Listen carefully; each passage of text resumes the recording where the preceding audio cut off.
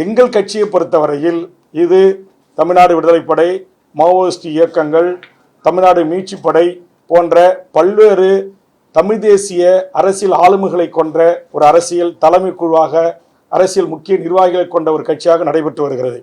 தனித்து நான் எந்த முடிவும் எடுக்க முடியாது. சில பத்திரிகை நண்பர்கள் என்னை நேர்காணல் காணுவதற்கு வருகை தந்தபோது நான் ஒரு 24 மணி நேரம் பொறுத்துக் கொள்ளுங்கள், நாளை பத்திரிகையாளர்களை அதிகாரப்பூர்வமாக சந்திக்கிறேன் என்று சொன்னேன்.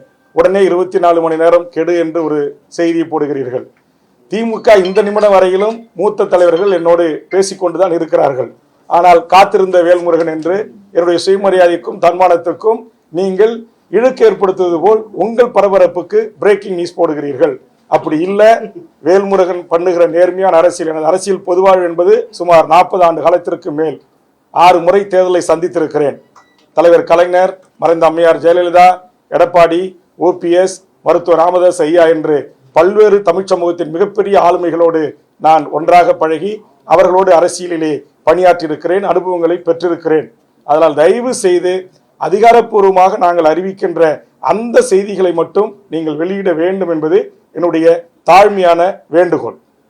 உடனே சொல்றீங்க அதிமுக 3 இடங்கள் தருகிறது, வேல்முருகன் அதிமுகவோடு போகிறார், விஜயுடன் பேச்சுவார்த்தை நடத்தி கொண்டிருக்கிறார்.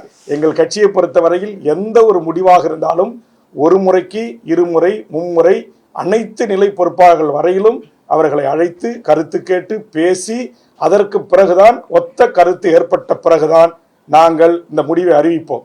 இது கூட கடந்த 15 நாட்களாக தமிழ்நாடு முழுவதும் பயணம் சென்று நகர செயலாளர், ஒன்றிய செயலாளர் அளவில், தொகுதி தலைவர் செயலாளர் அளவில், மாவட்ட தலைவர் செயலாளர் அளவில், மண்டல பொறுப்பாளர்கள் அளவில், ஒரு ஒருங்கிணைந்த மாவட்டத்திற்கான கட்சியினுடைய அரசியல் பொறுப்பாளர்கள், கட்சியினுடைய தலைமை பொறுப்பாளர்கள், மண்டல நிர்வாகிகளோடு, அதற்கு பிறகு மாநில அணி நிர்வாகிகளோடு கலந்து பேசி, அதற்கு பிறகு மாநில கட்சியினுடைய தலைமை குழு கூடி முடிவெடுத்து அவர்கள் சொன்ன இத்தனை படிநிலையிலிருந்து எனக்கு கொடுக்கப்பட்ட அதிகாரத்தின் அடிப்படையில் தான் இந்த அறிவிப்பை நான் வெளியிடுகிறேன்.